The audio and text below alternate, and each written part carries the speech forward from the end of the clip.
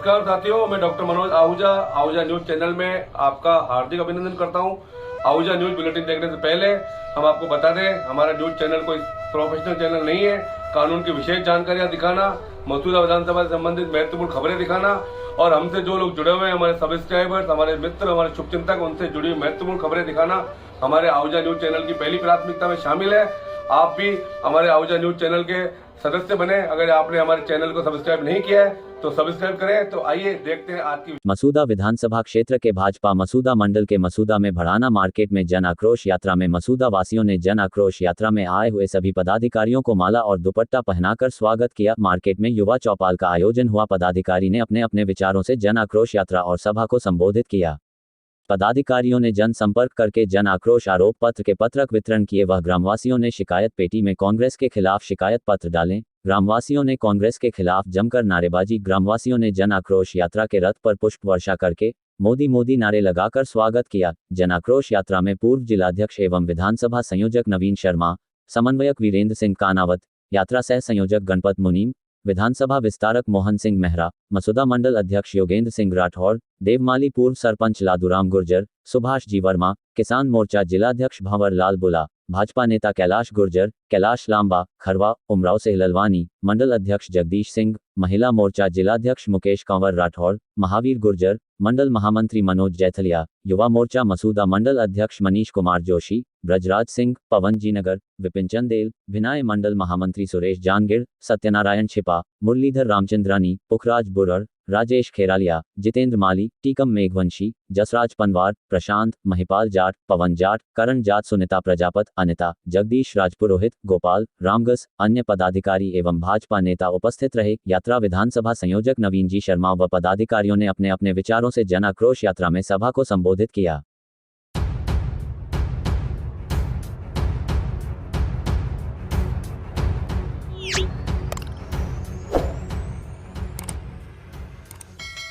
कस्बे में स्थित जल संसाधन विभाग में कार्यरत कर्मचारी राजेंद्र शर्मा ने विभाग की करोड़ों रुपए की जमीन पर अवैध कब्जा कर रखा है, जिस पर खुद का स्वामित्व साबित करने के लिए उसने जमीन पर विद्युत कनेक्शन भी ले लिया। इस संबंध में कस्बे के एडवोकेट डॉक्टर मनोज आहूजा ने जिला कलेक्टर को शिकायती पत्र देकर जानकारी दी है कि जल संसाधन विभाग विजयनगर भिनाय के अधीन आने वाले जालिया बांध पर कार्यरत कर्मचारी राजेंद्र शर्मा पुत्र प्यारे लाल शर्मा ने बांदनवाड़ा पुलिस चौकी के पास स्थित जल संसाधन विभाग के कार्यालय के पीछे स्थित करीब 500 वर्ग गज जमीन पर अवैध कब्जा कर रखा है, जिसकी कीमत बाजार भाव के हिसाब से करोड़ों रुपए है। उक्त कर्मचारी ने अपने अवैध कब्जे को वैध करने की नीयत से स्वयं के नाम विद्युत कनेक्शन भी ले रखा है तथा आसपास में रहने वाले ग्रामीणों को कह रखा है कि यह जमीन उसके नाम है तथा उसी का कब्जा एवं स्वामित्व है। कब्जेशुदा जमीन पर लगे हुए विद्युत कनेक्शन में से विद्युत चोरी होने की सूचना होने पर विद्युत विभाग की विजिलेंस टीम द्वारा अक्टूबर 2022 में पेनल्टी भी लगाई थी, जो भी उक्त कर्मचारी राजेंद्र शर्मा द्वारा जमा करवाई गई है। आहूजा ने बताया कि उक्त राजेंद्र शर्मा के खिलाफ पुलिस थाना भिनाय व मसूदा में कई प्रकार के मुकदमे दर्ज होकर न्यायालय में विचाराधीन है। उक्त कर्मचारी आपराधिक प्रवृत्ति का व्यक्ति है, जो बांदनवाड़ा सहित आसपास के सरकारी कर्मचारियों की झूठी शिकायतें करके ब्लैकमेलिंग करने का काम करता है। उसके डर व प्रभाव की वजह से जल संसाधन विभाग के उच्च अधिकारी उक्त कर्मचारी के खिलाफ कोई कार्यवाही नहीं करते हैं तथा उक्त अधिकारियों की जानकारी में भी यह तथ्य है कि कर्मचारी ने विभागीय जमीन पर अतिक्रमण कर रखा है,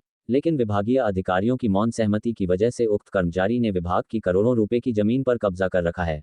आहूजा ने जल संसाधन विभाग के कर्मचारी राजेंद्र शर्मा द्वारा सरकारी जमीन पर किए गए अवैध कब्जे को हटवाकर कर्मचारी के खिलाफ उचित कानूनी कार्यवाही करने तथा मुकदमा दर्ज करवाने की मांग की है। आहूजा ने इस पत्र की कॉपी अधिशासी अभियंता जल संसाधन विभाग, रोडवेज बस स्टैंड के सामने अजमेर को भी दी है। वहीं जिला कलेक्टर ने इस मामले में जांच करने के निर्देश जारी कर दिए हैं।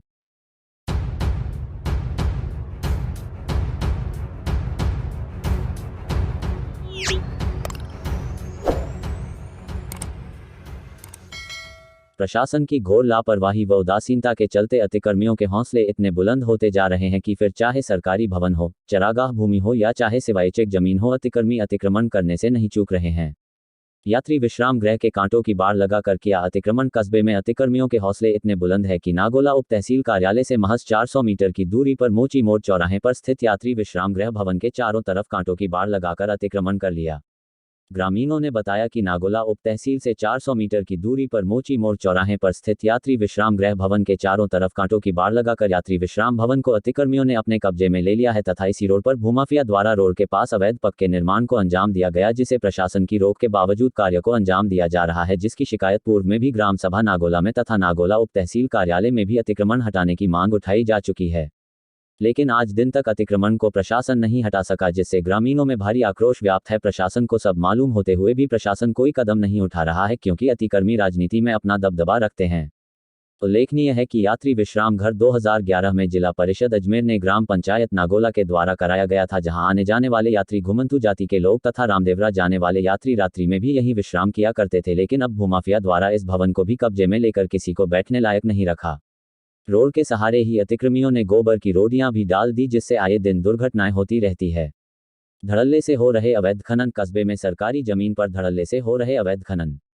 अवैध खननकर्ताओं ने सरकारी जमीन पर जगह जगह कर दिए गहरे खड्डे। गहरे खड्डों में आए दिन जानवर गिरकर हो रहे हैं चोटिल, जिससे ग्रामीणों में भारी आक्रोश व्याप्त है।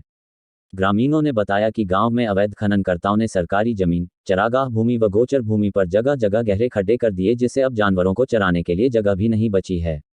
विद्युत विभाग का ट्रांसफार्मर हेतु लगे खंभों को भी नहीं छोड़ा। अतिक्रमियों ने यात्री विश्राम घर के पास लगे ट्रांसफार्मर हेतु लगे खंभों को भी अतिक्रमियों ने अपने कब्जे में लेकर चारों तरफ तारबंदी कर दी। अतिक्रमण नहीं हटने पर ग्रामीण देंगे धरना। ग्रामीणों का कहना है कि यदि प्रशासन अतिक्रमण नहीं हटाता है तो कलेक्टर कार्यालय के बाहर धरना प्रदर्शन करेंगे। इनका कहना है, ग्रामीणों की शिकायत मिली है सरकारी जमीन पर एवं यात्री विश्राम गृह पर भूमाफियाओं द्वारा किए गए अवैध कब्जों को बहुत जल्द हटा दिया जाएगा। विजय देव मिश्रा, ग्राम विकास अधिकारी नागोला। यात्री विश्राम घर पर कब्जा करना गलत है। पूर्व में चिन्हित किए काफी अतिक्रमणों को हटाया गया तथा शेष रहे अतिक्रमणों को भी अतिक्रमियों के चंगुल से जल्द हटाया जाएगा। श्रवणनाथ योगी, नायब तहसीलदार, उप तहसील कार्यालय नागोला।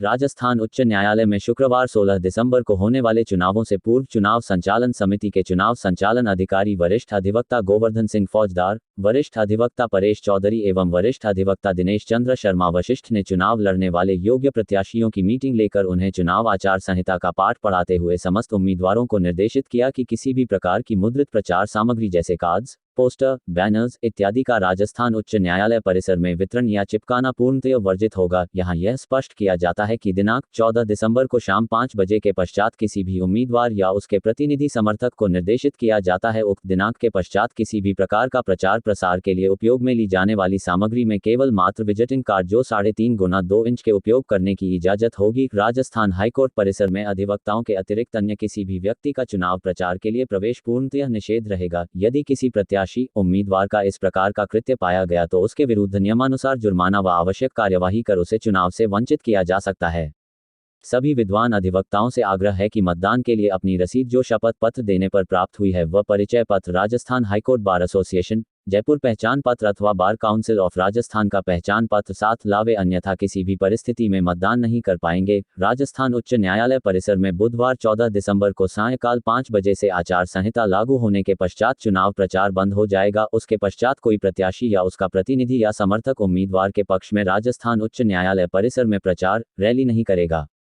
केवल उम्मीदवार मतदाताओं से निजी तौर पर संपर्क कर सकेगा। कोई भी उम्मीदवार मतदाताओं से संपर्क साधने के लिए किसी बाहरी व्यक्ति की मदद नहीं लेगा। ऐसा करते पाए जाने पर नियमानुसार जुर्माना व कानूनी कार्यवाही की जाएगी। मतगणना के समय उम्मीदवार स्वयं या उसका एक प्रतिनिधि मतगणना स्थल पर उपस्थित रह सकेगा, जिसके लिए चुनाव अधिकारी द्वारा अनुमति पत्र जारी किया जाएगा। मतदान एक बार एक वोट के सिद्धांत पर करवाए जाएंगे। किसी भी मतदाता की शिकायत आने पर कि उसके द्वारा राजस्थान हाईकोर्ट बार के अतिरिक्त किसी अन्य बार एसोसिएशन में मतदान किया तो उसके मतदान से वंचित किया जा सकेगा। मतदाता सूची एवं मतदान में अंतिम अधिकार व निर्णय चुनाव अधिकारी के विवेक पर होगा। यह चुनाव आचार संहिता दिनांक 14 दिसंबर को सायं 5 बजे से लागू है। उपर्युक्त चुनाव संहिता की अवहेलना किए जाने पर चुनाव अधिकारी व चुनाव कमेटी द्वारा ऐसे उम्मीदवार के विरुद्ध आवश्यक कार्यवाही की जाएगी एवं उम्मीदवार चुनाव हेतु अयोग्य घोषित किया जाएगा अथवा दोषी उम्मीदवार के खिलाफ 50,000 रुपये से 5 लाख रुपये तक का जुर्माना लगाया जा सकता है। माननीय सर्वोच्च न्यायालय के निर्देशानुसार यदि कोई प्रत्याशी उम्मीदवार मतदाता को किसी भी प्रकार का प्रलोभन, खाने के पैकेट इत्यादि उच्च न्यायालय परिसर में बांटता हुआ पाया जाता है तो अनुशासनात्मक कार्यवाही करते हुए उम्मीदवारी निरस्त कर दी जाएगी। चुनाव संचालन अधिकारियों ने बताया कि निष्पक्ष मतदान करवाने हेतु समस्त तैयारियां पूर्ण कर ली गई है। प्रत्याशियों के साथ साथ मतदाताओं को भी इन नियमों की पालना करना आवश्यक है।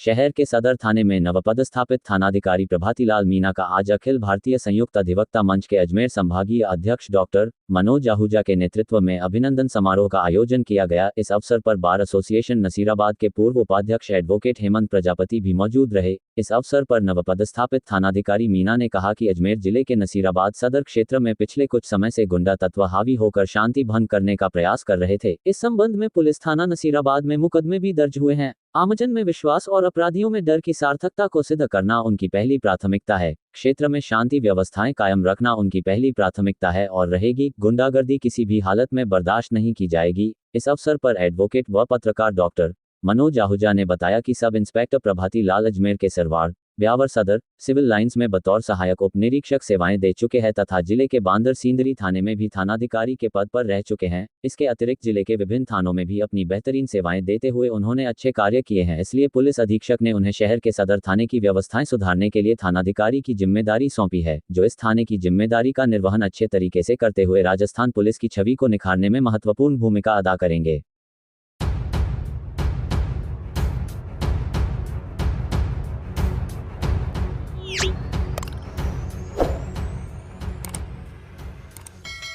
कार में सवार होकर करीब 1 दर्जन बदमाशों ने एक युवक का अपहरण कर लिया तथा अब 3 लाख रुपए की फिरौती की मांग की जा रही है।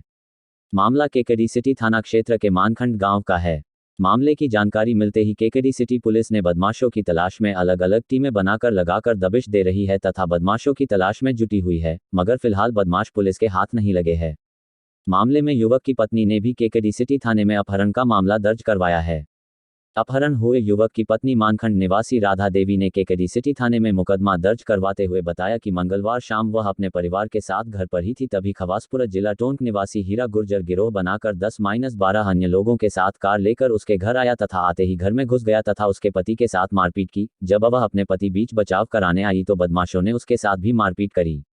रिपोर्ट में बताया कि चिखचिल्लाहट सुनकर मेरी गर्भवती नंदलाली व नंद कमली भी हमें बचाने आए, मगर बदमाशों ने उनके साथ भी लकइयों से बुरी तरह मारपीट करी, जिससे उसकी गर्भवती नंदलाली के गंभीर चोटें कारित हुई है, जिसे अस्पताल में भर्ती करवाना पड़ा है।